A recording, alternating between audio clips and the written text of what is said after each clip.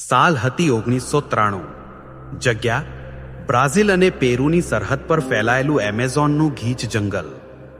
ત્યારે જ તેમની નજર એક એવી ચીજ પર પડી જેણે તેમના હોશ ઉડાવી દીધા।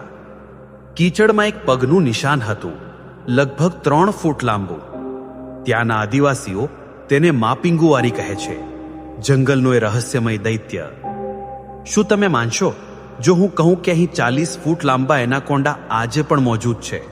કે પછી એ વૃક્ષો વિશે જે માત્ર ચાલે જ નહીં પણ એકબીજા સાથે વાત પણ કરે છે? કલ્પના કરો, તમે જંગલમાં ખોવાઈ ગયા છો અને જે વૃક્ષ પર નિશાન લગાવ્યું તે ત્યાં છે જ નહીં।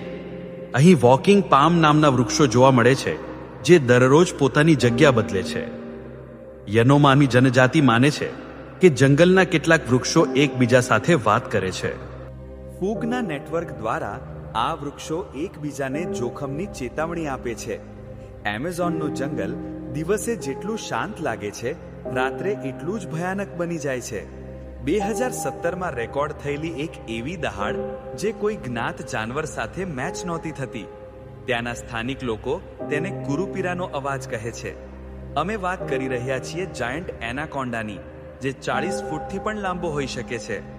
સ્થાનિકો આજે પણ બોયુના કે વોટર મધરની વાર્તાઓ કહે છે, એક વિશાળ સાપ જે આખી હોડીને ગળી જાય છે।